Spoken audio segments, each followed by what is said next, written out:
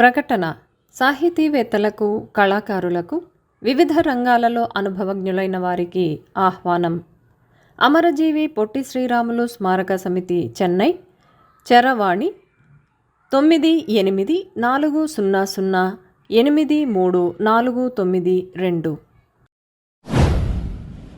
సాహితీవేత్తలు, సైంటిస్టులు, డాక్టర్లు, లాయర్లు, పోలీసు, సైనిక విభాగాలకు చెందినవారు, కళాకారులు, సంగీత కళాకారులు, మిమిక్రీ కళాకారులు, చిత్రకారులు, ఇలా ఎవరైనా, ఏ రంగానికి చెందినవారైనా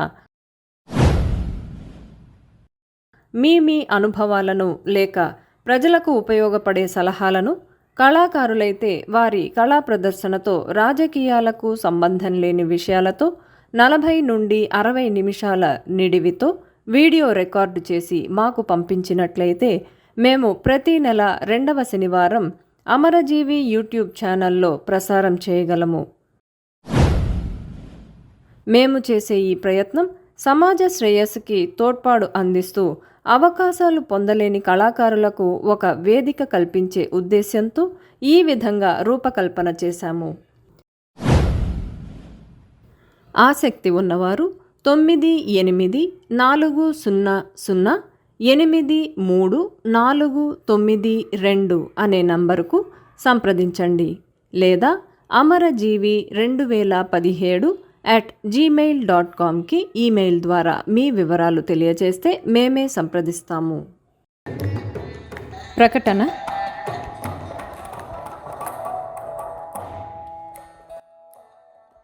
శ్రీమతి మాలతి చందూర్ నవల సిద్ధాంత వ్యాసం.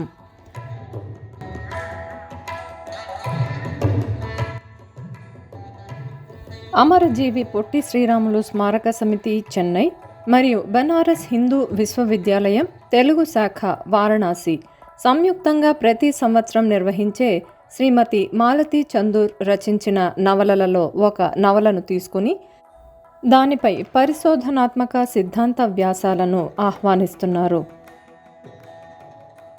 ఉత్తమ పరిశోధనాత్మక వ్యాసానికి 25,000 రూపాయలు బహుమతిగా ఇవ్వడం జరుగుతుంది. ఉత్తమ పరిశోధనాత్మక వ్యాసానికి 25,000 రూపాయలు బహుమతిగా ఇవ్వడం జరుగుతుంది. సీనియర్స్, జూనియర్స్ అని 2 వర్గాలు, అంటే 35 సంవత్సరాల వయసులోపు వాళ్ళు జూనియర్స్గా, 35 సంవత్సరాల వయసు పైన గలవారు సీనియర్స్గా పరిగణించబడతారు. 2 విభాగాల వారికి 25,000 రూపాయల చొప్పున బహుమతులు ఉంటాయి. అంటే సీనియర్స్లో ఒకరికి, జూనియర్స్లో ఒకరికి ఉత్తమ వ్యాసానికి బహుమతి ప్రకటించబడుతుంది. అందువల్ల ఈ పోటీలో పాల్గొనే పరిశోధకులు తమ సరి అయిన వయస్సును తెలియజేయవలసి ఉంటుంది. పరిశోధించవలసిన నవల పేరు సద్యోగం.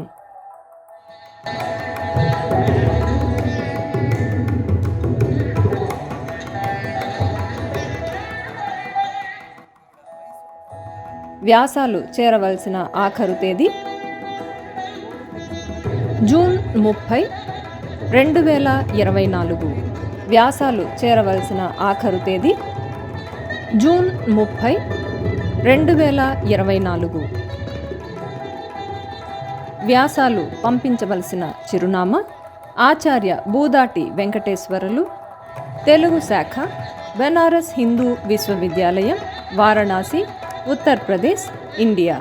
వ్యాసాలు పంపించవలసిన చిరునామా ఆచార్య బూదాటి వెంకటేశ్వరులు, తెలుగు శాఖ, బనారస్ హిందూ విశ్వవిద్యాలయం, Varanasi, Uttar Pradesh, India. Pin code 221-005. పుస్తకం లభించు చోటు క్వాలిటీ పబ్లిషర్స్, రామమందిరం వీధి, విజయవాడ 520002. Cell number 984844155560.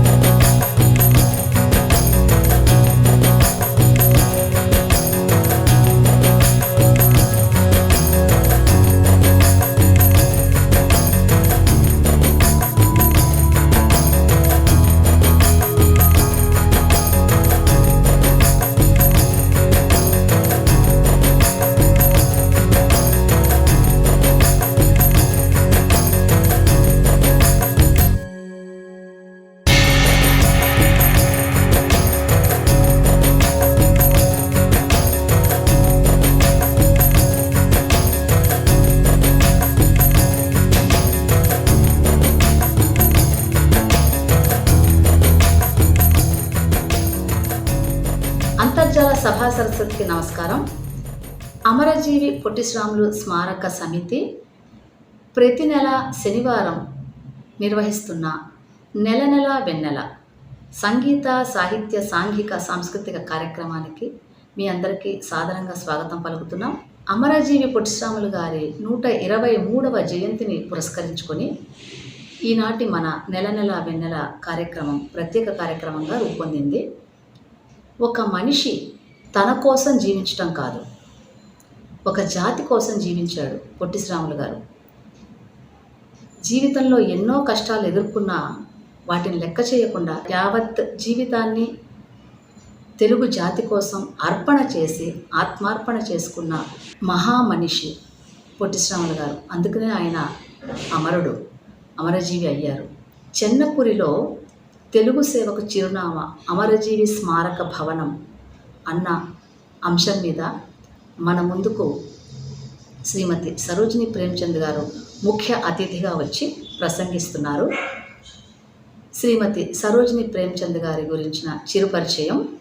ప్రముఖ రచయిత్రి శ్రీమతి సరోజిని ప్రేమ్చంద్ గారు అనేక కథలు, నవలికలు, నవలలు, కవితలు రాశారు. ఆమె రచనలో ఎంతో ప్రజాదరణ పొందిన వారపత్రికలు, మాసపత్రికలు ఆంధ్రజ్యోతి, ఆంధ్రప్రభ, స్వాతి, జగతి, తెలుగు విద్యార్థి వంటి అనేక పత్రికల్లో వారి ప్రచురణలో వచ్చాయి. ఆంధ్రప్రభ దినపత్రిక ఆమె రచించిన ఒక నవలను ధారావాహికకు కూడా ప్రచురించింది. దానికి విశేషమైన పాఠక ఆదరణ కూడా లభించింది. ఆమె రచనల్లో ఒక ఊరు ఒక తరం అనేది చిన్న కథల సంపుటి. అది నిజాం ఏలికలో ఉన్న హైదరాబాద్లో ఒక పల్లెటూరుకు సంబంధించిన కథ. ఈ సంపుటి 2012లో అచ్చయింది. వెంటనే సాహితీ ప్రియులను అమితంగా ఆకట్టుకున్న గొప్ప రచన. ఇక ఆమె కలం నుండి జాలువారిన కవితా సంకలనాల్లో మబ్బుల అడవి, అడయారు వంతెనపై ఆకాశం కవితలు ఆమె స్వీయ రచనలు. అయితే ఇదిగో లోకానికి నా లేఖ అన్నది ఆవిడ ప్రఖ్యాతమైన అనువాద రచన. ఇది అమెరికన్ కవయిత్రి ఎమిలీ డికన్సన్ కవితలకు అనువాదం. ఇది కూడా అత్యద్భుతంగా పాఠకుల్ని ఆకట్టుకుంది, అమితమైన ప్రాముఖ్యాన్ని సంతరించుకుంది. సరోజిని ప్రేమ్చంద్ గారి దశాబ్దాల సాహితీ సేవ ప్రముఖ దినపత్రిక ద హిందూ పత్రికకు తెలుగు పుస్తకాల సమీక్షలు ఎన్నో పంపించారు. 3 దశాబ్దాల పాటు జగతి మాసపత్రికకు ఆమె పుస్తక సమీక్షలు, అనేక విషయాలపై వ్యాసాలు, ఫీచర్స్ చాలా రాశారు. ఆకాశవాణి చెన్నై కేంద్రంలో వారు నిర్వహించిన క్విజ్ కార్యక్రమాలు మహిళలకు నిర్వహించారు. అంతర్కళాశాల క్విజ్ కార్యక్రమాలు విద్యార్థులకు నిర్వహించారు. ఆమె చేసిన ప్రసంగాలు ఆకాశవాణిలో శ్రోతల ఆదరణకు నోచుకున్నాయి. మృదుమధురమైన ఆవిడ స్వరంతో మంత్రముగ్ధులను చేసేవాళ్ళు. సరోజిని ప్రేమ్చంద్ గారు ప్రస్తుతం కృష్ణమూర్తి ఫౌండేషన్ సంస్థలో తన సేవలు అందిస్తున్నారు. ఆమె సమయాన్ని దానికోసం ఎక్కువగా వెచ్చిస్తున్నారు. ఇందులో భాగంగా జిడ్డు కృష్ణమూర్తి రచనలను తెలుగులో ఎన్నో అనువదించారు, ఇంకా అనువదిస్తున్నారు. పుప్పుల్ జయకర్ రచించిన కృష్ణమూర్తి ఆత్మకథ ప్రజాదరణ పొందిన అనువాదం. అంతరంగ యాత్ర పేరిట జిడ్డు కృష్ణమూర్తి బోధనలను తెలుగులో చాలా అనువదించారు. తెలుగు న్యూస్ లెటర్కు సంపాదకురాలుగా వ్యవహరిస్తున్నారు శ్రీమతి సరోజిని ప్రేమ్చంద్ గారు. చెన్నైలో ఉన్న అమరజీవి పొట్టి శ్రీరాములు స్మారక భవనంతో విడదీయరాని అనుబంధాన్ని దశాబ్దాల కాలంగా పెనవేసుకుని ఉన్నారు. భవనం వచ్చినప్పటి నుండి ప్రత్యక్షంగా సజీవంగా ఆమె ఆ భవనంలో జరిగిన అనేక తెలుగు కార్యక్రమాలకు, తెలుగు భాషా సంస్కృతులకు నెలవైన ఆ సంస్థకి తార్కాణంగా నిలిచారు. మరి ఆ సంస్థ పుట్టుక నుండి ఈనాటి వరకు తెలుగు భాషా సాహిత్యాలకు ఎలా సేవ చేస్తోంది, ఎన్ని కోణాల్లో ఎన్ని రకాలుగా తన సేవల్ని, సంస్థ సేవల్ని విస్తరించుకుంది అన్నది ఆమె మాటల్లోనే విందాం.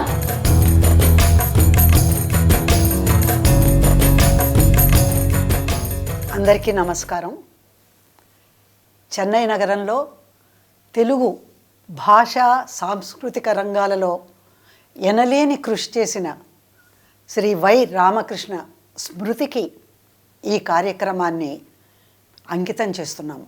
2004 నుండి అమరజీవి పొట్టి శ్రీరాములు స్మారక మందిరం సంస్థకు ప్రధాన కార్యదర్శిగా అశేషమైన సేవలు అందించారు రామకృష్ణ. 2017 నుండి 2024 ఫిబ్రవరి 1న తుది శ్వాస వదిలే వరకు అమరజీవి స్మారక సంస్థను విజయవంతంగా నడిపించారు. రామకృష్ణకు స్మృత్యంజలి సమర్పిస్తూ ఈ సంస్థల పుట్టుపూర్వోత్తరాలను, ఆ రోజుల్లో జరిగిన కొన్ని కార్యక్రమాలను గురించి మనం ఇప్పుడు గుర్తు చేసుకుందాం. మీకు తెలుసు, పొట్టి శ్రీరాములు గారు నిరసన వ్రతం మూలంగానే మనకు తెలుగువారికి ఆంధ్ర రాష్ట్రం లభించింది. అసలు స్వాతంత్రం రాకమునుపు నుంచే ఆంధ్రులకు ప్రత్యేక రాష్ట్రం కావాలని ఆందోళన చేస్తూ వచ్చారు. అంటే మనకి స్వాతంత్రం రాకమునిపే భాషా రాష్ట్రాలు రావాలి అని చెప్పేసి అన్ని భాషల వాళ్ళు, కనీసం కొన్ని భాషల వాళ్ళు ఆందోళన చేపట్టారు. అయితే స్వాతంత్రం వచ్చాక ఇది సిద్ధిస్తుంది అని చెప్పి అప్పట్లో నాయకులు అంటూ ఉండేవారు. 47లో మనకి స్వాతంత్రం వచ్చింది. కానీ 52 వరకు కూడా ఆంధ్ర రాష్ట్రాన్ని కేంద్ర ప్రభుత్వం అమల్లోకి తీసుకొని రాలేదు. అందుచేత నాయకులు కొంతమంది కలిసి దీనికోసం ఆందోళనను ఉధృతం చేశారు. చేసినప్పుడు శ్రీరాములు గారు ఏమన్నారంటే, శ్రీరాములు గారు గాంధేయవాది, జాతీయవాది, తెలుగు భాష అంటే, తెలుగు ప్రజలంటే అమితమైన ప్రేమ గలవారు.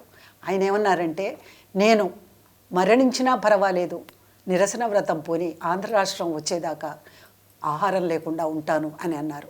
ఆయనతో పాటుగా వెనకాల ఉన్న వాళ్ళంతా ఎవరు?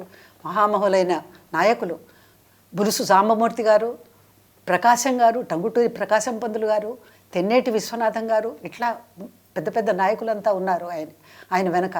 శ్రీరాములు గారు ఆరంభించారు, నిరసన వ్రతం ఆరంభించారు. ఎక్కడ ఆరంభించారంటే, ఇదిగో ఇప్పుడు ఈ రాయపేట హైరోడ్లో ఉన్న ఈ భవనంలో, ఇప్పుడు మనం కార్యక్రమాలన్నీ జరిపించుకునే ఈ భవనంలో అన్నమాట.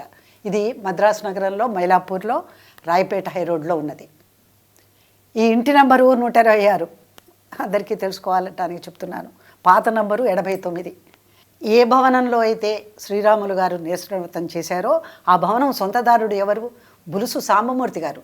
ఆయన స్వాతంత్రోద్యమంలో పాల్గొని జైలు శిక్ష అనుభవించారు, ఎన్నో లాఠీ దెబ్బలు తిన్నారు. అటువంటి సమర యోధుడు ఆయన ఏమన్నారంటే, శ్రీరాములు గారిని నా భవనంలో నీ నిరసన దీక్ష ఆరంభించమని అన్నారు. కఠిన ఉపవాస దీక్ష 58 రోజులు చేశాక 1952లో డిసెంబర్ 15న మరణించారు. అప్పుడు కేంద్ర ప్రభుత్వం ఆంధ్ర రాష్ట్రం అవతరణకు అనుమతి ఇచ్చింది. డిసెంబర్ 15న శ్రీరాములు గారు చనిపోయాక డిసెంబర్ 19వ తారీఖు అంటే 5వ రోజున వీళ్ళు ఈ నాయకులంతా కలిసి జార్జ్ టౌన్లో ఒక చోట చిన్న సమావేశం ఏర్పరచుకొని ఆ రోజున పొట్టి శ్రీరాములు మిషన్ అనే ఒక సంస్థను ఆరంభించారు. అది ఈ సంస్థకు ఆరంభం అన్నమాట. 19న ఆరంభించినా కూడా డిసెంబర్ 22న పెద్ద బహిరంగ సభ జరిపి అక్కడ ఒక ఆవిష్కరణ, ఈ సంస్థకి ఆవిష్కరణ చేశారు. ఆ రోజు ఉన్న నాయకులు, గొప్ప గొప్ప నాయకులంతా ఆ రోజు ఆ సమావేశంలో పాల్గొన్నారు. బులుసు సాంబమూర్తి గారు, మోతే నారాయణరావు గారు, స్వామి సీతారాం, తుమ్మపూడి భగవంత గుప్తా, తెన్నేటి విశ్వనాథం గారు ఈ మిషన్లో ప్రధాన పాత్రధారులు అన్నమాట, ప్రధాన సభ్యులు, పోషకులు కూడాను. తర్వాత ఆ రోజే అధ్యక్షులుగా శ్రీ సామి వెంకటాచలం చెట్టి గారిని ఎన్నుకున్నారు. శ్రీ వైఎస్ శాస్త్రి గారిని ఆ రోజే కార్యదర్శిగా కూడా ఎన్నిక చేశారు. నగరంలోని వివిధ ప్రాంతాలకు చెందిన తెలుగువారిని 49 మందిని ఆ రోజు సభ్యులుగా నమోదు చేసుకున్నారన్నమాట. ఈ మిషను అనేక సంవత్సరాల పాటు ఎవరి సహాయం లేకుంటే ఏ ప్రభుత్వాలు సహాయం చేయలేదు, తన సొంత బాధ్యత మీదే అనేక సంవత్సరాలు కార్యక్రమాలు జరిపించారు. ముఖ్యంగా ఏమిటంటే శ్రీరాములు గారి జయంతి దినం శ్రీరాములు గారు మరణించిన వర్ధంతి దినం. ఈ 2 రోజుల్ని జరిపించారు. అంతేకాకుండా ఎన్నో లలిత సంగీత కార్యక్రమాలు అటువంటివి తెలుగు ప్రజలని ఆనందపరిచే ఎన్నో కార్యక్రమాలను వాళ్ళు చేస్తూ వచ్చారన్నమాట. అయితే ఇది ఇట్లా సాగుతూ ఉండగానే 1984లో ఆంధ్రప్రదేశ్ ప్రభుత్వం ఏం చేసిందంటే ఈ భవనాన్ని కొనుగోలు చేసి ఈ సంస్థకు అప్పగించి, అయితే సంస్థ పేరును మార్చింది. ఇప్పుడు మిషన్ అని అనకుండా ఏమన్నారంటే ఇది పొట్టి శ్రీరాములు మందిరం, స్మారక మందిరం అనే పేరు పెట్టి ఆ సంస్థకు మేము కొంత ధన సహాయం కూడా చేస్తాము, కార్యక్రమాలు జరిపించండి అని చెప్పారనమాట. అంతకు మునుపు కూడా ఆ సంస్థ వారు చాలా కార్యక్రమాలు చేసేవారు. ఎందుకంటే తెలుగు వారందరికీ ఎంతో ఉత్సాహజనకంగా ఉండేది ఈ వాతావరణం, వీరు చేసే కార్యక్రమాలు. ప్రముఖ గాయకులైన ఘంటసాల వెంకటేశ్వరరావు, టంగుటూరి సూర్యకుమారి, వింజమూరి సీతాదేవి, అనసూయాదేవి, మాధవపెద్ది సత్యం, శ్రీమతి పి సుశీల, శ్రీమతి జిక్కి, శ్రీ పిబి శ్రీనివాస్ గారు, శ్రీ మల్లిక్ మొదలైన వారందరూ కూడా వీరంతా కూడా సంగీతంలో, లలిత సంగీతంలో ప్రఖ్యాతులైన వారు. ప్రఖ్యాతులైన సంగీతకారులందరూ కూడా వచ్చి కార్యక్రమాల్లో పాల్గొంటుండేవారు. వీరికి ప్రఖ్యాత సంగీత దర్శకులు ఎస్ వేణు గారు వారి వాద్య బృందం తీసుకొచ్చి సహకారం అందిస్తూ ఉండేవారు అనమాట. తర్వాత ఒక భజన మండలి కూడా ఏర్పడి భక్తి సంగీత కార్యక్రమాలు కూడా జరుగుతుండేవి. కర్ణాటక సంగీతానికి కూడా సముచిత స్థానం ఉండేది. ఆ కచేరీలు కూడా జరుగుతూ ఉండేవి అనమాట, ఏర్పాటు చేసేవాళ్ళు వీరు. తర్వాత అప్పటికే ఆంధ్ర బాలానంద సంఘం ఉండేది. వారు ఒక 4 కార్యక్రమాలు ఏర్పాటు చేశారు వీరికి, మన స్మారక మందిరానికి అనమాట. తర్వాత సాహిత్య కార్యక్రమాలకు కూడా మంచి స్థానం ఉండేది. ఉస్మానియా విశ్వవిద్యాలయంలో ప్రొఫెసర్గా పనిచేస్తున్నారు అప్పుడు బిరుదు రామరాజు గారు. ఆయన వచ్చి తెలుగు జానపద గేయ వాగ్మయం అనే ఆ అంశం మీద ప్రసంగించారు. ఆ తర్వాత ఇంకొక సమావేశంలో చల్లా రాధాకృష్ణ శర్మ గారు ఆయన అధ్యక్షత వహించగా గురజాడ రాఘవ శర్మ గారి రచనలపైన మంచి గోష్ఠి జరిగింది. మద్రాసు విశ్వవిద్యాలయంలో చరిత్ర పరిశోధకులు, చాలా పేరు పడిన చరిత్ర పరిశోధకులు నిడదవోలు వెంకట్రావు గారు, ఆయన వచ్చి ఉపన్యాసం ఇచ్చారు ఒకసారి. తర్వాత కొప్పరుపు కవుల శతావధానం, అష్టావధానం అవి జరిగాయి. నేను ప్రస్తావించిన ఇవి కొన్నే నేను ప్రస్తావించాను. ఇంకా ఎన్నో సాహిత్య కార్యక్రమాలు అప్పుడు జరిగాయి అన్నమాట. అయితే ఈ భవనం ఏమైందంటే పాతదైపోతూ ఉంది, మరి కాలవశం అది. అప్పుడు ఈ మరమ్మతుల ఖర్చులు ఎక్కువ అవుతున్నాయి. అవి భరిస్తూనే ప్రభుత్వం ఇస్తున్న ఆ బహుకొద్ది సహాయంతోనే తెలుగు భాష సంస్కృతుల పరిరక్షణ ఈ బాధ్యత మన పైన ఉన్నదని ఈ సంస్థ ఎన్నో కార్యక్రమాలను కొనసాగిస్తూనే ఉంది. దీనికి ఒకటి మనం తప్పకుండా చెప్పుకోవాలి. జార్జ్ టౌన్లో ఉన్న కొన్ని ఆర్యవైశ్య కుటుంబాలు చాలా ధన సహాయం అప్పుడు చేస్తూ ఉండేవన్నమాట. అది మనం మర్చిపోకూడదు. తర్వాత ఈ ప్రభుత్వం కొనుగోలు చేసి మన మందిరాన్ని కొనుగోలు చేసి ఈ సంస్థకు అప్పగించాక ఒక కొత్త కార్యక్రమం ఏంటంటే ప్రతి సంవత్సరం కూడా ఒక స్మారకోపన్యాసం అనేది ఏర్పాటు చేసేవారు అన్నమాట. మొట్టమొదటి ఉపన్యాసం ఎవరిచ్చారు? శ్రీ విఆర్ కృష్ణయ్యర్ గారు ఇచ్చారు. ఎంత గొప్పగా ఉందంటే ఆ కార్యక్రమం. ఆయన ఇంగ్లీష్లో గొప్ప ఉపన్యాసం చేశారు. ఆయన ఎలక్షన్లో కమిషనర్గా ఉన్నారు, అప్పటికి రిటైర్ అయినారు. ఎంత అంటే నగరంలో ఉన్న ప్రముఖ పత్రికలన్నీ కూడా దాన్ని చాలా ప్రధాన శీర్షికలతో ప్రకటించాయి. ఆ తర్వాత కూడా ప్రతి సంవత్సరం తర్వాత సంవత్సరం జస్టిస్ ఎస్ మోహన్ గారు వచ్చి ప్రసంగించారు. తర్వాత శ్రీ మోటూరి సత్యనారాయణ గారు వచ్చారు. తర్వాత శ్రీనారాయణ రెడ్డి గారు హైదరాబాద్ నుంచి వచ్చి ఉస్మానియా విశ్వవిద్యాలయంలో ఆయన ప్రొఫెసరు. ఆయన తెలుగు సాహిత్యం గురించి చాలా మంచి విశిష్టమైన ఉపన్యాసం ఆయన ఇచ్చారనమాట. తర్వాత సంవత్సరం డాక్టర్ ఏఎస్ రామన్ అని ఆయన ఇచ్చారు. ఆయన ఎవరో కొంతమందికి తెలియకపోవచ్చు. అప్పట్లో ఇలస్ట్రేటెడ్ వీక్లీ అని ఒక ఇంగ్లీష్ పత్రిక, ఇంగ్లీష్ వారపత్రిక అనమాట. చాలా మొత్తం మన దేశంలో, భారతదేశంలో చాలా ప్రఖ్యాతి గన్న పత్రిక. దానికి ఆయన ఎడిటర్గా ఉండేవారు. ఆయన తెలుగువారు, ఏఎస్ రామన్, అవధానుల సీతారాములు ఆయన పేరు. ఆయన ఎడిటర్గా ఉండేవారు. ఆయన వచ్చి చాలా మంచి ప్రసంగం ఆయన ఇచ్చారు. తర్వాత ఒక సంవత్సరం ప్రొఫెసర్ శివాజీరావు గారు అని చెప్పేసి ఆంధ్ర విశ్వవిద్యాలయం నుంచి వచ్చారు. ఆయనంతా ఎన్వైరన్మెంటల్ స్టడీస్ అనమాట. ఎన్వైరన్మెంటల్ ఇంజనీరింగ్ అని చెప్పేసి ఆయన మన పరిసరాలని ఎట్లా రక్షించుకోవాలి అనే విషయం మీద చాలా గంభీరమైన ఉపన్యాసం ఇచ్చారు. ఇవన్నీ కూడా చాలా లోతైన పరిశోధనతో చేసిన ఉపన్యాసం అన్నమాట. ఇది ఇట్లా జరుగుతూ ఉండగానే స్మారక మందిరంలో ఇంకొకటి ఏం చేశారంటే ఒక గ్రంథాలయాన్ని కూడా ఆరంభించారు. ఎంతోమంది వాళ్ళు దాతలు అన్నమాట తమ మంచి విలువైన పుస్తకాలను ఇచ్చారు, తెలుగు ఇంగ్లీష్ పుస్తకాలను కూడా ఇచ్చారు. అసలు ఆంధ్రదేశంలో మన సంప్రదాయం ఏమిటంటే స్వాతంత్రం రాకమునుపు నుంచి కూడా ప్రజల్లో వికాసం కలిగించాలంటే మనకు ప్రతి ఊళ్ళోనూ ప్రతి ప్రాంతంలో కూడా ఒక గ్రంథాలయం ఉండాలి అని వీళ్ళ పట్టుదల అన్నమాట, నాయకుల పట్టుదల. అట్లాగే అదే స్ఫూర్తితో శాస్త్రి గారు కూడా ఇక్కడ ఒక గ్రంథాలయాన్ని ఆరంభించారు. ఇది తెలుగు ప్రజలు బాగా ఉపయోగించుకున్నారు ఈ గ్రంథాలయాన్ని. చాలా విలువైన గ్రంథాలు ఉన్నాయి. సుమారు 9,000 నుంచి 10,000 వరకు ఇంగ్లీషు తెలుగు గ్రంథాలు ఇక్కడ ఉన్నాయన్నమాట. అందరికీ వీలుబాటుగా ఉండేటట్టుగా దీన్ని తీర్చిదిద్దటం వలన మన విశ్వవిద్యాలయంలో ఉండే ప్రొఫెసర్లు కానీ, వివిధ కళాశాలల్లో పనిచేస్తున్న ఉపన్యాసకులు, తర్వాత విద్యార్థులు, పరిశోధక విద్యార్థులు, వీళ్ళే కాకుండా యువతీ యువకులు కూడా ఎంతోమంది వచ్చి, అంతేకాకుండా సామాన్య గృహిణులు కూడా వచ్చి ఇక్కడ లైబ్రరీలో కూర్చొని ఈ పుస్తక పఠనం చేస్తూ ఉండేవారు అన్నమాట. నిజంగా తెలుగు గ్రంథాల పఠన అభిలాషను తెలుగు ప్రజల్లో వీరు పెంపొందించారు మన నగరంలో. ఈ సందర్భంలో నేను ఒక చాలా ప్రత్యేకమైన ఒక విజ్ఞప్తి చేస్తున్నాను. ఏమిటంటే ఈ పుస్తకాలన్నీ చాలా అమూల్యమైనవి, ఇంగ్లీషు తెలుగు భాషల్లో ఉన్నవి. అన్ని రకాల అంశాల మీద, విషయాల మీద ఈ పుస్తకాలు ఉన్నాయి. ముఖ్యంగా మన స్వాతంత్రోద్యమం గురించి అనేక సంపుటాలు ఇంగ్లీష్లో ఉన్నాయి, అవి నేను చూశాను. అవి కాకుండా మన తత్వశాస్త్రాల గురించి, చరిత్ర, సోషాలజీ, ఆంథ్రోపాలజీ, ఇటువంటి అనేక విషయాల మీద ఇటు గాంధీయన్ స్టడీస్ చేసేవారికి కానీ, లేదు వివిధ రకాల అంశాల మీద అధ్యయనం చేయదలుచుకున్న వారికి కూడా ఇక్కడ ఎంతో విలువైన పుస్తకాలు ఉన్నాయి. అయితే ఈ పుస్తకాలన్నీ కూడా పాతవైపోతూ ఉండటం వల్ల శిథిలం అవడానికి చాలా ఆస్కారం ఉంది.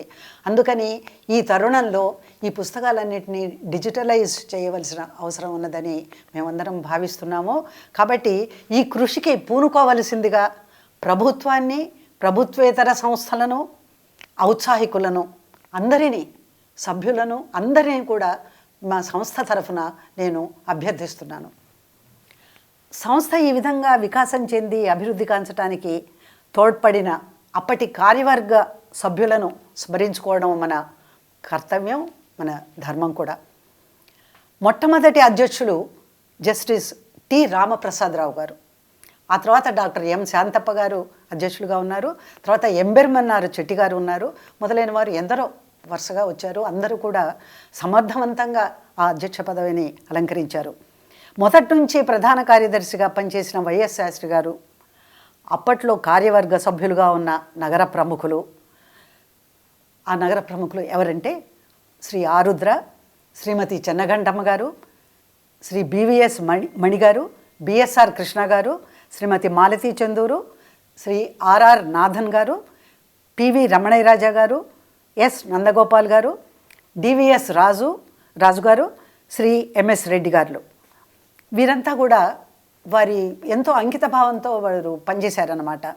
అంటే శాస్త్రి గారు ఎంతటి అంకిత భావంతో పనిచేసేవారంటే తక్కిన వారు కూడా ఆ స్ఫూర్తితో వాళ్ళు కూడా అంత అంకిత భావంతో వాళ్ళు పనిచేస్తుండేవారన్నమాట. వారందరికీ మనం నమోవాకాలు ఇప్పుడు నిజంగా తప్పకుండా సమర్పించుకోవాలి. ఇక్కడ ఇంకొక ఇద్దరి ప్రస్తావన కూడా నేను తీసుకొస్తాను. వారెవరంటే సత్యనారాయణ గారు, ఝాన్సీ గారు. వీరిద్దరూ కూడా ఇక్కడ నివసిస్తూ రాత్రింబవళ్ళు తమ సేవలను ఈ సంస్థకు సమర్పించారు. 1984లో ఆంధ్రప్రదేశ్ ప్రభుత్వం వారు ఈ ప్రభుత్వాన్ని కొని తమ సాంస్కృతిక శాఖ ఆధ్వర్యంలోకి తీసుకొచ్చారని చెప్పుకున్నాం కదా. వాళ్ళు ఏదో కొంత ఆర్థిక సహాయం గ్రాంట్ రూపంలో ఇచ్చారు. అయితే ఈ భవనం పాతదవడం వల్ల ఖర్చులు విపరీతంగా పెరిగిపోతూ ఉండేవి. అందుకని భవనాన్ని పునర్నిర్మించమని సభ్యులంతా కూడా, ఈ కమిటీ సభ్యులు, శాస్త్రి గారు వీళ్ళంతా కూడా ఎన్నో మార్లు ప్రభుత్వానికి ఎన్నో వినతులు సమర్పించుకున్నారు. ఎన్నిసార్లు వాళ్ళ చుట్టూ తిరిగారు. అయితే ముఖ్యమంత్రులంతా, ఆంధ్రప్రదేశ్కి ముఖ్యమంత్రులైన వారంతా కూడా ప్రతివారు వచ్చి ఈ మందిరాన్ని సందర్శించుకున్నారు, పూలదండలు సమర్పించారు, తర్వాత ఎన్నో మంచి మాటలు చెప్పారు, వెళ్ళారు. అయితే ఇదంతా జరగడానికి, భవన పునర్నిర్మాణానికి మాత్రం కొంత సమయం పట్టింది. ఎట్టకేలకు వీరి కృషి ఫలించి వాళ్ళు తీసుకున్నారనమాట. ఆ పాత భవనంలో కూడా నిజానికి ఆ ముచ్చట్లు కొన్ని చెప్పుకోవాలి. ఆ పాత భవనంలో కూడా హాలు చిన్నదైనా కూడా నగరంలో ప్రముఖులంతా వస్తూ ఉండేవారు, మంచి కార్యక్రమాలు జరుగుతుండేవి. ఈ సంస్థ కార్యకలాపాలే కాకుండా ఇతరులకు కూడా, అంటే ఇంకెవరన్నా మంచి సంస్థలు మేము ఇట్లా ఆరంభించాము, మా కార్యక్రమాలు చేసుకోవాలంటే కూడా వారికి కూడా అనుమతి లభించేదన్నమాట. ఆ విధంగా ఇక్కడ సమావేశాలు జరుపుకున్న వారిలో ప్రముఖంగా చెప్పుకోవాల్సింది ఎవరంటే అభ్యుదయ రచయితల సంఘం, రచన అనే ఒక సమితి, తర్వాత తెలుగు విద్యార్థి సాహిత్య సమితి అని అది కూడా ఒకటి వాళ్ళు నడిపించారు. తర్వాత శ్రీశ్రీ మెమోరియల్ ఇన్స్టిట్యూట్ వారు కూడా కొన్ని మీటింగులు జరిపారు. వేదాంత సొసైటీ కూడా ఇక్కడ జరుపుకుంది. తర్వాత కథావేదిక అనేది ఒకటి, ఫెడరేషన్ ఆఫ్ హ్యూమనిజం అని ఆ సంస్థ కూడా మన ఈ మందిరంలోనే వాళ్ళ కార్యక్రమాలు జరుపుకునేవారు అనమాట. కాబట్టి నగరంలో ఈ మందిరానికి, ఈ స్థలానికి, ఈ వేదికకి మంచి ప్రముఖ స్థానం ఉంటూ ఉండేది. ఇంకో విషయం కూడా ఇక్కడ తప్పకుండా మనం చెప్పుకోవాలి. ఒక్క తెలుగు భాషనే కాదు, ఇతర భాషల వారు కూడా ఎవరైనా మా సాహిత్య సమావేశాలు జరుపుకోవాలి అంటే, చిన్న హాలు కాబట్టి వాళ్ళకు కూడా ఇస్తూ ఉండేవారు. ఆ విధంగా అన్ని భాషలతోనూ మన సంస్థకి, ఈ తెలుగు సంస్థకి అన్ని భాషల సంస్థలతోనూ కూడా మంచి స్నేహం, సుహృద్భావం ఏర్పడిపోయాయన్నమాట. దీనికి శాస్త్రి గారిని మనం నిజంగా అభినందించాలి. అసలు ఇవన్నీ కూడా చరిత్రలో లిఖించి పెట్టుకోవాల్సిన విషయాలు. కొన్ని కార్యక్రమాలను గురించి నా జ్ఞాపకాలను మీతో పంచుకుంటాను. కొత్త భవనం నిర్మాణం 2001లో కానీ పూర్తి కాలేదు. మధ్యలో ఒక సంవత్సరం పాటు మనకి వేదిక లేకుండా పోయింది, అంటే ఒక స్థలం లేకుండా పోయింది. అయితే కూడా శాస్త్రి గారు ఏమాత్రం ఆటంకం, ఇది ఒక పెద్ద ఆటంకం అని తలుచుకోకుండా, పక్కనే ఒక వీధి ఉంది, మన ఈ హాలు ఉన్న పక్క వీధిలో, అక్కడ ఒక చిన్న గది తీసుకొని అక్కడ ఆఫీసు కార్యాలయం అక్కడ పెట్టుకొని అక్కడి నుంచి పనిచేస్తుండేవారు. ఆ ఆవరణలో కూడా కొన్ని మన కార్యక్రమాలు జరిగాయి. పెద్ద సభలు, పెద్ద కార్యక్రమాలు అంటే విద్యామందిరు ఆ స్కూల్ వాళ్ళ అనుమతి తీసుకొని వాళ్ళ హాలు, వాళ్ళ ఆవరణ కూడా ఉపయోగించుకుంటూ ఉండేవాళ్ళం అనమాట. అయితే ఇంకా ఈ పాత భవనం గురించి కొన్ని ముచ్చట్లు చెప్పాలి మీకు. ఈ పాత భవనం పైన హాలు ఉండేది, చిన్న హాలు. ఈ మెట్లు మహా ఇబ్బందికరంగా ఉండేవి అనమాట. ఎంతో దాదాపు శిథిలం అయిపోతూ ఉండేవి. అంత ఇబ్బందికరమైన మెట్లు కూడా ఎక్కి అందరూ ఉత్సాహంతోనే ప్రసంగిస్తూ ఉండేవారు అనమాట. అయితే ఇంకొక విషయం, ఆ కొత్తలో అక్కడ కుర్చీలు బల్లలు కూడా ఉండేవి కాదు. హాల్లో కింద చాపలు వేసుకొని, లేదు జంపఖానాలు వేసుకొని కూర్చునేవారం. మధ్యలో మైక్ ఉండేది. ఆ మైక్ చుట్టూరా అధ్యక్షుల వారు ప్రసంగించేవారు, అక్కడ మధ్యలో కూర్చునేవారు, వారి చుట్టూ మేము కూర్చునేవారం అనమాట. అట్లా జరిగిన ఒక సమావేశంలో మహీధర రామ్మోహన్ రావు గారు వచ్చారు. ఆయన గొప్ప గాంధీ అనే కాకుండా మార్క్సిస్టు సిద్ధాంతాల్లో కూడా ఆయన బాగా కృషి చేసి లోతైన శోధన చేసిన వారు. మంచి నమ్మకం కూడా ఉండేది ఆయనకి. ఆయన రాసిన కొల్లాయి గట్టి తేనేమి అనే నవల చాలా ప్రఖ్యాతి పొందింది ఆంధ్రదేశంలో. తెలుగు పాఠకులందరినీ విశేషంగా ఆకర్షించింది. తర్వాత అది అకాడమీ అవార్డు కూడా పొందింది. వారు వచ్చి మంచి ప్రసంగం చేశారు. చాలా విశిష్టమైన సమావేశం అది. అప్పుడు వారిలో ప్రత్యేకత ఏమిటంటే, వారు మనల్ని కూడా, వింటున్న వారందరినీ కూడా ఒక చర్చలో పాల్గొనేటట్టు చేసేవారు అనమాట, మన అభిప్రాయాలు చెప్పటానికి. ఆ విధంగా ఆ రోజు ఆ సభ జరిగింది. ఇటువంటిదే ఇంకో సభ కూడా నాకు గుర్తుకొస్తోంది, ఇంకొక సమావేశం. అదేంటంటే, నార్ల వెంకటేశ్వరరావు గారు వచ్చారు. ఆయన అప్పటికే చాలా ఎంతో గొప్ప పేరు సంపాదించిన సంపాదకులు, దినపత్రిక సంపాదకులు, ఆంధ్రప్రభ సంపాదకులు. ఆయన సంపాదకీయాలు చదవడానికే మేధావులు, సామాన్య పాఠకులు కూడా ఆంధ్రప్రభ కొని చదువుతుండేవారు అనమాట. అటువంటి వారు ఎన్నో బహుభాష ప్రజ్ఞాని ఆయన. తర్వాత ఎన్నో పుస్తకాలు రాశారు. తర్వాత ఆయన్ని రాజ్యసభకు కూడా నామినేట్ చేశారు, గొప్పవారు. ఆయన వచ్చి ఆ రోజు ఏం చేశారంటే, ఆయన సీత జోస్యం అనే నాటకాన్ని ఆయన అప్పుడే రాశారనమాట. రాసి ఆ రాతప్రతిని తీసుకొచ్చారు. ఆ రాతప్రతిని తీసుకొచ్చి అది చదివి వినిపించారు మా అందరికీ వినిపించి దాని గురించి మా స్పందన ఏమిటి, మా అభిప్రాయాలు ఏమిటి అని తెలుసుకోవడానికి చాలా ఆశ్చర్యం వేసింది. అంత పెద్ద మనిషి, అంత గొప్పవారు మన అభిప్రాయాలు అడుగుతున్నారని. ఎందుకంటే ఆయన అందులో చాలా విప్లవాత్మకమైన భావాలని ఆయన అభివ్యక్తం చేశారనమాట. ఏమిటంటే ముఖ్యంగా చెప్పదగింది సీత వ్యక్తిత్వాన్ని చాలా గొప్పగా చిత్రించారు. ఆయన ఒక ఫెమినిస్టు లాగా ఆ సీతకి ఒక ఉన్నతమైన వ్యక్తిత్వాన్ని ఆ నాటకంలో ఆయన తీర్చిదిద్దారు. సీత పాత్రని అట్లా తీర్చిదిద్దారనమాట. ఈ సీత ఏమంటుందంటే, సీత అందులో ఊరికే భర్త అడుగుజాడల్లో అనుసరించిపోయే స్త్రీ కాదు. ఆమె ప్రశ్నిస్తుంది, నువ్వు ఈ వనవాసం చేయడానికి వచ్చావు, కానీ ధనుస్సు బాణాలు ఎందుకు తీసుకొచ్చావు? ఎందుకంటే వనవాసం అంటే అహింసాయుతమైనది, కాబట్టి నువ్వు నీ ధర్మాన్ని నిర్వర్తిస్తున్నావా లేదా తెలుసుకోవాలి, అట్లా ప్రశ్నిస్తుంది. తర్వాత ఈ మునులు ఋషులు వాళ్ళు చేసే యాగాలను కూడా ఆమె సందేహిస్తుందన్నమాట. వీళ్ళేదో అక్కడ ఉండే ఆటవిక జనాన్ని అణచటానికి వీళ్ళు చేస్తున్నారు అని కూడా అంటుంది. ఇటువంటి మనకి తెలియని కొత్త భావాలని నార్ల ఆ నాటకంలో పొందుపరిచారు. అంతేకాకుండా రామాయణ గాథ ఎక్కడ జరిగింది అనే విషయం కూడా ఆయన చాలా పరిశోధన చేసి తెలుసుకొని ఆ విషయాలన్నీ కూడా ఉపోద్ఘాతంలో రాశారు. ఆయన అనేది ఏమిటంటే, వింధ్య పర్వతాల సమీపంలో ఈ రామాయణ గాథ అంటే సీతని అపహరించటం అదంతా అక్కడ జరిగింది అని చెప్పేసి ఆయన అందులో రాశారు. ఇటువంటి ఈ కొత్త భావాలు ఉన్నాయి కాబట్టి అందరి అభిప్రాయాలు తెలుసుకోవాలని ఆయన మా అందరికీ వినిపించి మమ్మల్ని అందరినీ ఒక్కొక్కరినే అడిగారనమాట, ఏమిటి మీ స్పందన దీనికని.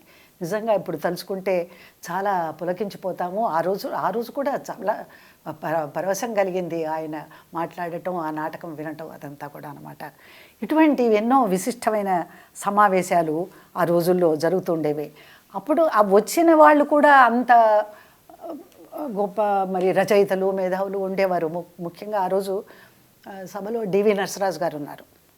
ఆయన చలనచిత్ర కథా రచయిత, సంభాషణ కర్త కూడా. అప్పటికే చాలా పేరు వచ్చింది ఆయనకి. పెద్ద మనుషులు మీ అందరికీ తెలిసే ఉంటుంది. పెద్ద మనుషులు సినిమాతో దానికి కథా సంభాషణలు రాయడంతో వాహిని సంస్థకి ఆయన సన్నిహితంగా వచ్చారు. చాలా ప్రజల్లో చాలా పేరు సంపాదించారు. వారు ఆ రోజు ఏమన్నారంటే, చాలా గొప్పగా ఉంది ఇది, సీత వ్యక్తిత్వానికి ఇంత ఔన్నత్యం ఇచ్చారు నార్ల ఈ నాటకంలో అని చెప్పారు. నరసరాజు గారు ఎప్పుడు ఊర్లో ఉంటే తప్పకుండా సమావేశాలకు వచ్చేవారు. ఆయన రావడంలో ఒక గొప్ప ఇది ఉండేది, ప్రత్యేకత ఉండేది. ఎందుకంటే ఆయన వచ్చి కూర్చున్నారంటే ఎప్పుడన్నా ఇక్కడ ఒక్కొక్కసారి ఈ సమావేశాల్లో ఏమవుతుందంటే వాద వివాదాలు ఏవో జరుగుతుంటాయి, లేకపోతే విమర్శలు అవి జరుగుతుంటాయి. ఒక విధమైన ఉద్రిక్త వాతావరణం ఏర్పడుతూ ఉంటుంది ఒక్కొక్కసారి మాట్లాడటం ఒకళ్ళ స్వభావాలను బట్టి. అప్పుడు ఆయన లేచి నిలబడి, ఆయన సంగతి తెలుసు కదా మీకు, చాలా సున్నితమైన హాస్యం, ఆయన రాయటంలో కూడా సున్నితమైన హాస్యం ఉండేది, మాట్లాడటంలో కూడా ఉండేది. ఆయన లేచి నిలబడి చక్కగా ఒక చక్కని మాటలతో, సున్నితమైన మాటలతో అందరినీ సమాధానపరిచి ఒక సౌమనస్య వాతావరణం ఆయన నెలకొల్పుతూ ఉండేవారు అన్నమాట. అట్లాగా అటువంటి వాళ్ళు ఎంతోమంది మనకి వస్తుండేవారు. ఇంకొకరు మనం చెప్పుకోవాల్సింది ఎన్ఆర్ చందూర్ గారు వచ్చేవారు. ఎన్ఆర్ చందూర్ గారికి తెలుసు కదా మీకు అందరికీ, వాకింగ్ ఎన్సైక్లోపీడియా అనేవారు ఆయన్ని. కాబట్టి ఆయన కనుక ఆ రోజు సమావేశంలో ఉన్నారంటే మాట్లాడే వక్తలు చాలా జాగ్రత్తగా మాట్లాడేవారు. ఏం మాట్లాడినా కూడా జాగ్రత్తగా మాట్లాడుతుండేవారు. తర్వాత మాలతీ చందూర్ గారు వచ్చేవారు. ఆమె రాగానే మహిళలంతా కూడా ఆమె చుట్టూ చేరి ఆమెతో మాట్లాడాలని ప్రయత్నిస్తూ ఉండేవారు. ఆవిడ కూడా ఎంతో స్నేహంగా, ఎంతో నమ్రతగా అందరితో మాట్లాడి అందరినీ సంతోషపరుస్తూ ఉండేది. ఆ వచ్చే వాళ్ళల్లో ఇంకా కొంతమందిని గురించి చెప్పాలి. మీకు తెలుసో తెలియదో, ఇప్పటి వాళ్ళకి తెలియకపోవచ్చు. లలితా పీటర్స్ అనే ఆవిడ వచ్చారు. ఆవిడ మంచి తెలుగు పండితురాలు. ఆవిడ క్వీన్ మేరీస్ కాలేజీలో తెలుగు శాఖకి అధిపతిగా ఉండేవారు అనమాట. ఆవిడే స్వయంగా రచయిత, తర్వాత మంచి విమర్శకురాలు, కథా విమర్శకురాలు. ఆవిడ వచ్చి ఎప్పుడు ఉండేవారు. మంచి స్నేహశీలి కూడా. ఆవిడ అందరితో చక్కగా మాట్లాడుతూ ఉండేవారు. తర్వాత ఇంకొకరు గురించి చెప్పుకోవాలి, చెన్నఘంటమ్మ గారు కూడా వస్తుండేవారు. స్త్రీ సేవా మందిరు స్థాపకురాలు ఆవిడ. గొప్ప సంఘ సేవిక, తర్వాత నిస్వార్థ సేవలు చేసిన ఆవిడ చెన్నఘంటమ్మ గారు కూడా. ఆవిడకి తీరిక ఉన్నప్పుడల్లా ఆవిడ వస్తుండేవారు అనమాట. ఇంకా సరే ఎంతోమంది మేధావులు, ప్రొఫెసర్లు కాలేజీల నుంచి, యూనివర్సిటీ నుంచి వస్తుండేవారు. ఇప్పుడు తప్పకుండా మనం ఇక్కడ ప్రస్తావించవలసిన ఒక వ్యక్తిని గురించి చెప్తాను. వారే శ్రీ బిఎస్ఆర్ కృష్ణ గారు అన్నమాట. ఆయన అప్పటికే అమెరికన్ సాంస్కృతిక శాఖలో ఉన్నతోద్యోగంలో ఉండేవారు. ఆయనకి తెలుగు భాష అన్నా తెలుగు సాహిత్యం అన్నా చాలా మక్కువ.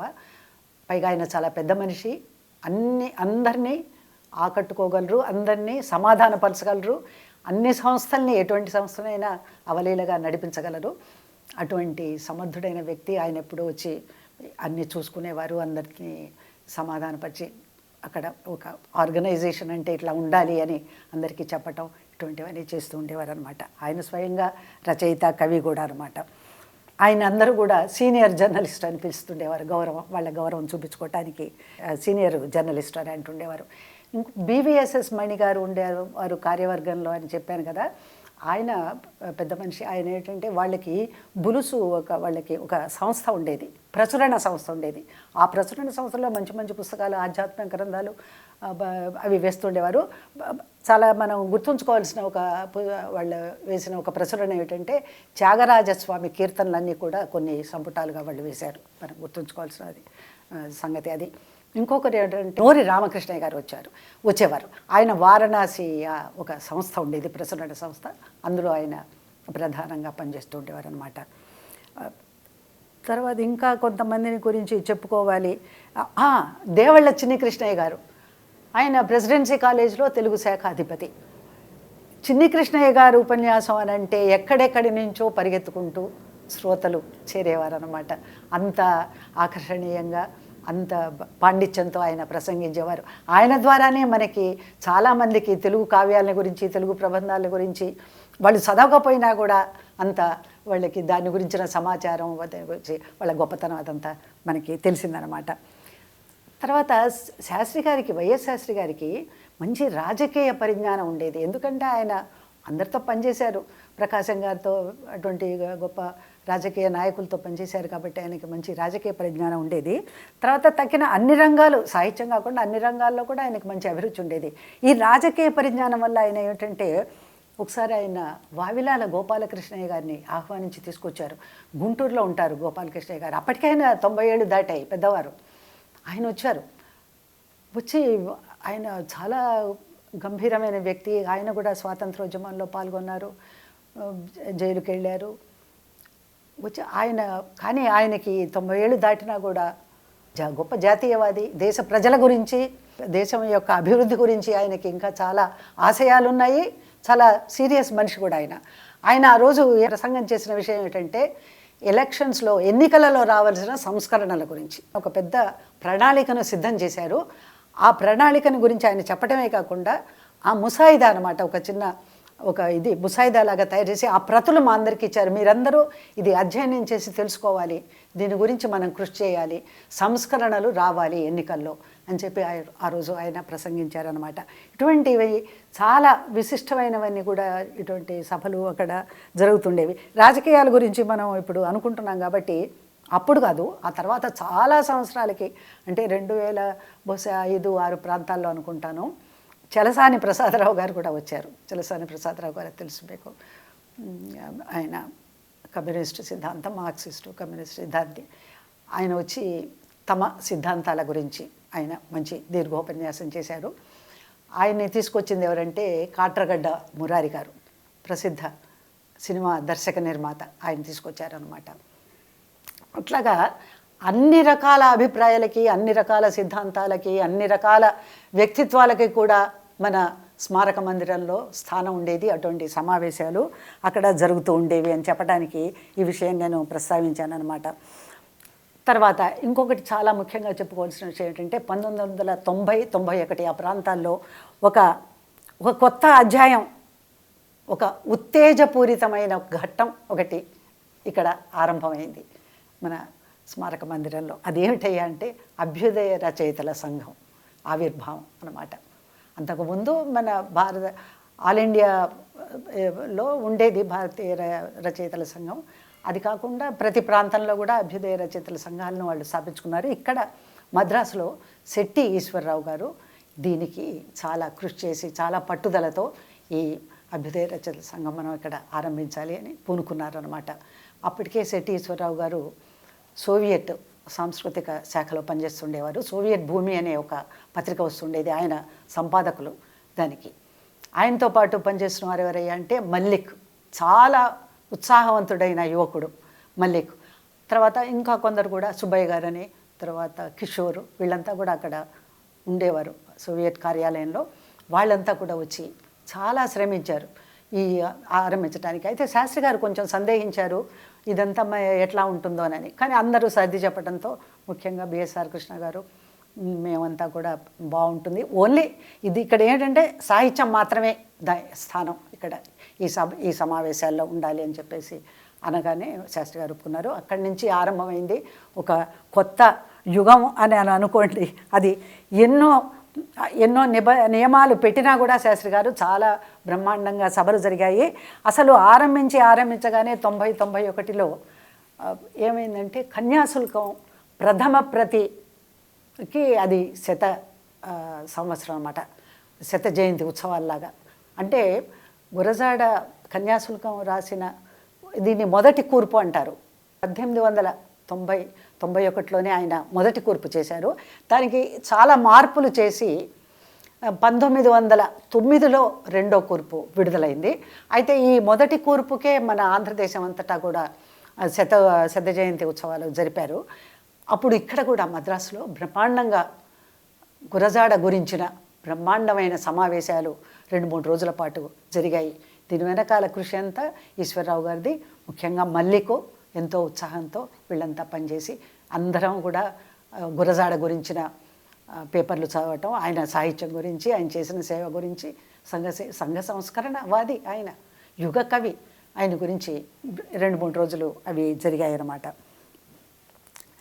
సిటీశ్వరరావు గారే శాశ్వత అధ్యక్షులు అరసంకి, అభ్యుదయ రచయితల సంఘానికి. అయితే తర్వాత మొదట నన్ను ఒక వర్కింగ్ ప్రెసిడెంట్ అంటారు కదా, అట్లా నన్ను ఎన్నుకున్నారు. నేను ఒక 3 సంవత్సరాల పాటు పనిచేశాను. ఆ తర్వాత జీవీఎస్ఆర్ కృష్ణమూర్తి గారు, తర్వాత వైవిఎస్ఎన్ మూర్తి గారు, తర్వాత సాయి ప్రసాద్ గారు, వీళ్ళంతా కూడా వరుసగా పనిచేస్తూ వచ్చారనమాట. అందరూ కూడా ఎంతో అంకితభావంతో పనిచేశారు. ఇంకొకరిని గురించి చెప్పాలి, చామర్తి దుర్గా ప్రసాద్ గారు, ఆయన కూడా అధ్యక్షులుగా పనిచేశారు. ఆయన ఏంటంటే ఐఐటిలో ప్రొఫెసర్. ఆయన ఏదో కెమిస్ట్రీయో ఏదో సబ్జెక్ట్, ఆయన కెమిస్ట్రీ ప్రొఫెసర్. కానీ ఆయనకి తెలుగు సాహిత్యం మీద చాలా అభిమానం. ఆయన ఎప్పుడూ వస్తూ ఉండేవారు. మంచి విమర్శనాత్మకమైన వ్యాసాలు రాసేవారు అనమాట. ఆయన మంచి రచయిత కూడాను. వీళ్ళంతా వస్తూ ఉండేవారు. ఎన్నో సెమినార్లు జరిగాయి. అభ్యుదయ రచయితల సంఘం తరఫున ఎన్నో సమావేశాలు, సెమినార్లు జరిగాయి. ఇంకొక చరిత్రాత్మకమైన ఒక సమావేశం గురించి, ఒక ఉత్సవం అది అని చెప్పాలి. అదేమిటంటే కందుకూరి వీరేశలింగం గారి 150వ జయంతి. అప్పటికి ఆయన పుట్టి 150 సంవత్సరాలు అయిందనమాట. అది ఏ సంవత్సరం అంటే 1998, 99 ఆ సంవత్సరాల్లో అవి జరిగాయి అన్నమాట. అది కూడా 2-3 రోజుల పాటు మంచి కార్యక్రమాలు జరిగాయి. ఆయన సంఘ సంస్కరణ గురించి, ఆయన రచనల గురించి, సాహిత్యం, సమాజ సేవ, వీటన్నిటి గురించి మంచి కార్యక్రమాలు జరిగాయి. ఈ విషయాలన్నీ నేను గుర్తు చేసుకోవాలని అందరితో మాట్లాడుతున్నప్పుడు రెంటాల జయదేవ్ గారితో మాట్లాడాను. ఆయన అన్నారు, శ్రీశ్రీ గారి గురించి చేసిన సమావేశం మీకు గుర్తులేదా అని అడిగారు. ఆయన గుర్తు చేసుకున్నారు. శ్రీశ్రీ గురించి ఒక బ్రహ్మాండమైన కార్యక్రమం 2 రోజుల పాటు జరిగింది. శ్రీశ్రీ కవిత్వం గురించి, అంటే ఆయన కవిత్వంలో ఉన్న దశలను గురించి చాలా విమర్శనాత్మకమైన, విశ్లేషణాత్మకమైన రచనలు, పేపర్లు చదివారనమాట. అందులో ముఖ్యంగా కాసల నాగభూషణం ఒక పేపర్ చదివాడు. తర్వాత రాజసుఖ అనే ఆయన, ఇట్లా వీళ్ళందరూ పాల్గొన్నారు. విద్యార్థిగా ఉన్నప్పటి నుంచి కూడా జయదేవు ఈ సభలకి చాలా శ్రద్ధగా వస్తుండేవాడు. సరే, కాసల నాగభూషణం గురించి కూడా చెప్పుకోవాలి. అతడు మంచి కవి, రచయిత. అన్ని సమావేశాలకు హాజరవటమే కాకుండా మంచి విమర్శనాత్మకమైన వ్యాసాలు చదువుతూ ఉండేవాడు సభల్లో. మంచి వక్త కూడా నాగభూషణం. జయదేవ్ ఇంకొక సంగతి చెప్పాడు. అదేమిటంటే దశిక రామచంద్రరావు అనే చిత్రకారుడి అతని చిత్రపటాల ప్రదర్శన జరిగిందిట మన మందిరంలో. అతను ఆ దశిక రామచంద్రరావు 1940 ప్రాంతాల్లో మంచి పేరు ప్రఖ్యాతులు సంపాదించిన చిత్రకారుడుట. అంటే మన మందిరంలో అన్ని లలిత కళలకు కూడా స్థానం ఉండేది అని చెప్పడానికి సంగతి చెప్తున్నాను. ఈ చిత్రకళా ప్రదర్శనలు కూడా జరుగుతుండేవి అన్నమాట అప్పుడు. తర్వాత నాకు తెలిసి ఒక చిత్రకళా ప్రదర్శన ఏంటంటే ప్రఖ్యాత దర్శకులు బాపు గారి చిత్రకళా ప్రదర్శన. ఆయన అప్పటికే గొప్ప చిత్రకారుడు, గొప్ప దర్శకుడు, తెలుగు చలనచిత్ర దర్శకుడు. అయితే ఆయనకి మన స్మారక మందిరం మీద ఉండే అభిమానం కొద్దీ ఆయన తన చిత్రపటాల్ని అక్కడ ప్రదర్శనకి ఏర్పాటుకి అనుమతి ఇచ్చారన్నమాట. ఈ లలిత కళల గురించి చెప్పుకోవాలంటే ఇంకొక ప్రసంగం గురించి కూడా చెప్పాలి. డి వేణుగోపాల్ అనే ఆయన నాట్యాచార్యులు, బాగా ప్రసిద్ధి పొందిన నాట్యాచార్యులు. ఆయన ఒకసారి వచ్చి నాట్యకళ గురించే ముఖ్యంగా ఒక పెద్ద ఉపన్యాసం ఇచ్చారన్నమాట. తర్వాత ఎప్పుడు నవంబరు 1 అంటే ఆ రోజు ఆంధ్రప్రదేశ్ అవతరణోత్సవం అన్నమాట. అప్పుడు తప్పకుండా మంచి ఉపన్యాసాలు, ఇటువంటి మంచి ప్రత్యేక కార్యక్రమాలు జరుగుతుండేవి. అటువంటి ఒక నవంబరు 1వ తేదీనే బాపు గారు వచ్చారు. వెంకటరమణ గారు కూడా, ముళ్ళపూడి వెంకటరమణ గారు కూడా ఎప్పుడు వస్తుండేవారు. మాట్లాడేవారు కాదు కానీ ఆయన అన్ని సమావేశాలకి హాజరవుతుండేవారు. తర్వాత తెలుగు రాష్ట్రాల విభజనకు పూర్వం ఇవి జరుగుతుండేవి. తెలుగు రాష్ట్రాల విభజన అయ్యాక ఆంధ్రప్రదేశ్ అవతరణోత్సవం అనేదే లేదు. అది చివరి ఆంధ్రప్రదేశ్ అవతరణోత్సవం నవంబర్ 1న జరిగినప్పుడు ప్రముఖ గాయకులు ఎస్పి బాలసుబ్రహ్మణ్యం గారు వచ్చి ఆయన ఉపన్యాసం ఇచ్చారు. అది ఒక చరిత్రాత్మకమైన సమావేశంగా నాకు అనిపిస్తూ ఉంటుంది అన్నమాట. తర్వాత మన ఇక్కడ జరిగే సమావేశాల్లో కథావేదిక అనే ఒక సంస్థ కూడా, ఒక చిన్న సంస్థ, వాళ్ళు కూడా ఉప్పల నరసింహం అనే ఒక జర్నలిస్టు ఉండేవారు, రచయిత, అతను జర్నలిస్ట్ కూడా. అతను కొన్ని సమావేశాలు, ఈ కథల గురించి కొన్ని సమావేశాలు ఏర్పాటు చేస్తుండేవాడు అనమాట. తర్వాత ఈ పాత భవనం నిర్మూలించి కొత్త భవనాన్ని స్థాపించే లోపల కూడా కొన్ని కార్యక్రమాలు జరిగేవని చెప్పాను కదా. అందులో ఒకటి ప్రముఖంగా ఏంటంటే ఆరుద్ర గారు ఎప్పుడు మన సమావేశాలకు వస్తుండేవారు. గొప్ప కవి, రచయిత, పరిశోధకులు, చరిత్ర పరిశోధకులు, సాహిత్య పరిశోధకులు, సినిమాలకి ఎన్నో మంచి పాటలు రాసిన గొప్ప కవి. వారు మరణించాక సంతాప సభ కూడా పక్కన వీధిలో ఉన్న అక్కడ ఆవరణలోనే జరిగిందనమాట. ఆ సభ గురించి, ఆ సంతాప సభ గురించి ఎందుకు చెప్తున్నానంటే, తెలుగువారు కాదు, నగరంలో ఉన్న అన్ని భాషల వారు, అన్ని భాషలకు చెందిన ప్రముఖ నృత్య కళాకారుణులు, ప్రముఖ శాస్త్రీయ సంగీత శాస్త్రజ్ఞులు, వీళ్ళంతా కూడా వచ్చారనమాట. ఆయన అభిమానులు వాళ్ళంతా కూడా, కొంతమంది చెస్ అభిమానులు, వీళ్ళంతా కూడా ఆ రోజు సభ కిటకిటలాడిపోయింది. ఆరుద్ర గారి సంతాప సభ ఆ విధంగా జరిగిందనమాట. ఇట్లాగా జ్ఞాపకాల స్రోతస్సు ప్రవహిస్తూ ఉంటుంది. ఎన్నో సంగతులు చెప్తూ ఉన్నాను. అయితే కొన్ని సంగతులు నేను బహుశా మర్చిపోయి ఉండొచ్చు, వాటికి మన్నించమని కోరుతున్నాను. తర్వాత ఇప్పుడు మన స్మారక సంస్థ చేస్తున్న కొన్ని కార్యక్రమాలని గురించి కొద్దిగా చెప్తాను క్లుప్తంగా. ఒకటేంటంటే, ప్రతి గాంధీ జయంతి రోజున అక్టోబర్ 2న పిల్లలకి, అంటే పాఠశాల విద్యార్థులకి బహుమతి ప్రదానం జరుగుతుంది. అంటే అంతకుముందు ఒక 2-3 వారాల ముందుగానే ఈ నగరంలో ఉన్న పాఠశాల విద్యార్థులకి గాంధీ గారి గురించి కానీ, తెలుగు భాష గురించి క్విజ్ కార్యక్రమాలు, అంటే ప్రశ్నావళి కార్యక్రమాలు, పద్య పఠనం, తెలుగు పద్యాలు వాళ్ళు నేర్చుకొని చదవాలన్నమాట. ఆ పోటీలు, వక్తృత్వ పోటీలు, వ్యాసరచన పోటీలు, ఇటువంటి పోటీలన్నీ జరుగుతాయి. ఆ పిల్లల్లో బహుమతులు గెలుచుకున్న వారికి గాంధీ జయంతి రోజున అక్టోబర్ 2వ తారీఖున వారికి బహుమతి ప్రదానం జరుగుతుంది. ఇది ప్రతి సంవత్సరం జరుగుతూనే ఉందన్నమాట. ఈ కోవిడ్ వచ్చినప్పుడు బహుశా 1-2 సంవత్సరాలు జరగలేదేమో. అది కాకుండా ఈ కోవిడ్ కారణంగా ఏమైందంటే, మనం అందరినీ పిలిచి సమావేశాలు ఏర్పాటు చేసుకోవటం కుదరటం లేదు. కాబట్టి నెట్టింటి సమావేశాలు అనే ఒక కొత్త ఎక్స్పెరిమెంట్ లాగా అనమాట, ఒక కొత్త ప్రయోగం అది జరిగింది. 44 సమావేశాలు, నెట్టింటి సమావేశాలు. అంటే అందరూ చూస్తారు, నెట్ మీదే చూస్తారు, ఇంటర్నెట్లో చూస్తారు అనమాట. అది యూట్యూబ్ కార్యక్రమం వస్తుంది, అది చూస్తారు. 44 అటువంటి కార్యక్రమాలు దిగ్విజయంగా జరిగాయి. తర్వాత ఇంకొకటి మనం చేస్తున్న పని ఏంటంటే, ఎన్ఆర్ చందూర్ గారు మరణించారు 2011లో. శ్రీమతి మాలతీ చందూర్ గారు 2014లో మరణించారు. వారిద్దరి పేరిట కూడా అవార్డులు ఇస్తూ వచ్చారనమాట. ఒక 5-6 సంవత్సరాల పాటు ఏమైందంటే, మాలతీ చందూర్ గారి పేరిట ఒక ప్రముఖ రచయిత్రికి ఇచ్చారు. ఎన్ఆర్ చంద్ర గారి పేరిట ఒక ప్రముఖ జర్నలిస్ట్కి అట్లా ఇస్తూ వచ్చారు. 5-6 సంవత్సరాలు అవి జరిగాయి.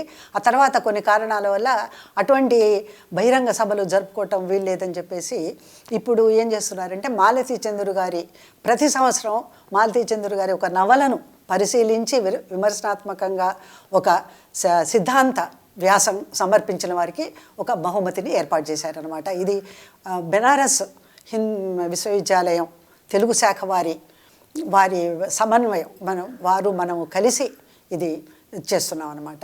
ఇది ప్రతి సంవత్సరం జరుగుతుంది. ఇవి చేస్తుంది. ఇంకొక విషయం కూడా చెప్పాలి, యువతీ యువకుల కోసం అనమాట. అంటే కళాశాలలో చదువుకునే విద్యార్థుల కోసం వాళ్ళకి జర్నలిజంలో కొంచెం ఆసక్తి, కొంచెం ప్రవేశం, కొంచెం అవగాహన కల్పించడం కోసం ప్రతి సంవత్సరం ఒక 2-3 రోజుల ఒక కార్యక్రమాన్ని అది ఏర్పాటు చేస్తున్నారు. ఒక్కొక్కసారి అది ఎక్కడ సాధ్యమవుతే కన్యకా పరమేశ్వరి అది పాఠశాలలో అది చేశారట. అట్లాగా ఎక్కడ మనకి స్థలం దొరికితే అక్కడ అది ఒకటి 3-4 ఏళ్ళుగా అదొకటి ఏర్పాటు జరుగుతుంది అన్నమాట. ఇది మన సంస్థ జరుపుతున్న విషయాలు, జరుపుతున్న కార్యక్రమాలు. 2004లో వైఎస్ శాస్త్రి గారు మరణించారు. 2007 వరకు కూడా నిరాఘాటంగా కార్యక్రమాలు జరిగాయి. తర్వాత అమరజీవి స్మారక సంస్థ అనే పేరున రామకృష్ణ కూడా ఈ కార్యక్రమాలన్నీ కూడా సమావేశాలు కార్యక్రమాలు అన్నీ కూడా నిరాఘాటంగా జరిపిస్తూ వచ్చారు. క్రమం తప్పకుండా జరుగుతున్నాయి. ఒక 2-3 ఏళ్ళు ఈ కోవిడ్ కారణంగా కొంచెం దాని వెనకబడి ఉండొచ్చు, కానీ తర్వాత మళ్ళీ యథావిధిగా అన్ని కార్యక్రమాలు జరుగుతున్నాయి. జ్ఞాపకాల స్రోతస్సులో నుండి ఎన్నో విషయాలు ప్రవహిస్తున్నాయి. అయితే కొన్ని విషయాలు నేను మర్చిపోయి ఉండొచ్చు, అందుకు మన్నించమని అందరినీ ప్రార్థిస్తున్నాను. ఒక విషయం ఏమిటంటే 2004లో వైఎస్ శాస్త్రి గారు మరణించాక ఆయన కుమారుడైన రామకృష్ణ గారు అన్ని బాధ్యతలు తీసుకొని నిర్విఘ్నంగా 2017 వరకు అన్ని కార్యక్రమాలను, అన్ని సమావేశాలను అదే విధంగా పూర్వపు విధంగానే నడిపించారు. అయితే 2017 నుండి భవనంలో కార్యక్రమాలు జరుపుకునే అవకాశం లేకుండా పోయింది ఈ సంస్థకి. అప్పుడు రామకృష్ణ ఒక కొత్త పేరుతో, అంటే అమరజీవి పొట్టి శ్రీరాములు స్మారక సమితి అనే ఒక కొత్త పేరుతో కార్యక్రమాలను మాత్రం నిర్విఘ్నంగా జరిపిస్తూనే వచ్చారు. అన్ని ప్రసంగాలు, సాహిత్య కార్యక్రమాలతో పాటు మన విద్యార్థులకు ఇచ్చే ఆ బహుమానాలు, మన గాంధీ జయంతి రోజు చేస్తుంటాం కదా, ఆ కార్యక్రమాలతో పాటు అన్ని కార్యక్రమాలను నిర్విఘ్నంగా రామకృష్ణ జరిపిస్తూ వచ్చారు. 2024లో ఫిబ్రవరి 1న ఆయన తుది శ్వాస వదిలే వరకు పూర్తిగా తన జీవితం అంతా కూడా దీనికే అంకితం చేసి ఈ కార్యక్రమాలను నడిపించారు. ఇంతకాలంగా నిస్వార్థంగా నడిపించిన రామకృష్ణ ఇప్పుడు లేడు. తెలుగు భాష కోసం, నగరంలోని తెలుగు ప్రజల కోసం నిరాటంకంగా జరిగిన కార్యక్రమాలను అదే ఉత్సాహంతో, అదే దీక్షతో నడిపించాలని అందరినీ అభ్యర్థిస్తున్నాను. అమరజీవి పొట్టి శ్రీరాములు స్మారక భవనపు పూర్వ వైభవాన్ని తిరిగి పునరుజ్జీవింపచేయాలని అందరినీ అర్థిస్తూ సెలవు తీసుకుంటున్నాను.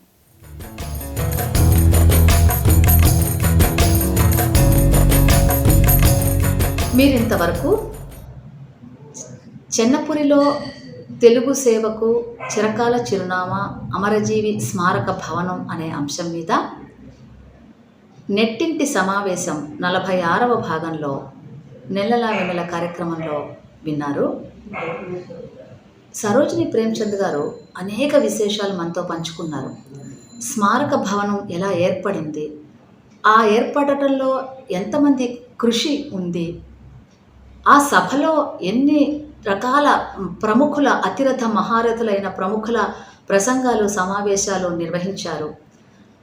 మహిధర్ రామ్మోహన్ రావు గారు, నార్ల వెంకటేశ్వరరావు గారు, డివి నరసరాజు గారు లాంటి అతిరథ మహారథులు ఎందరో అక్కడ చిన్న చిన్న మెట్లతో ఎక్కడానికి కూడా వీలు లేనంత ఆ పరిస్థితిలో ఉన్నా కూడా వాళ్ళు దాన్ని లెక్క చేయకుండా వాళ్ళు వచ్చి తమ అభిప్రాయాల్ని, తమ రచనల గురించిన ఆలోచనల్ని అన్ని సమావేశాల్లో పంచుకోవడం, ప్రసంగించడం, వేడిగా వాడిగా సాగిన వాళ్ళ వాగ్వాదాలు, వాళ్ళ వివాదాలు ఎన్నో విషయాలు మన ముందు ఆవిష్కరించారు.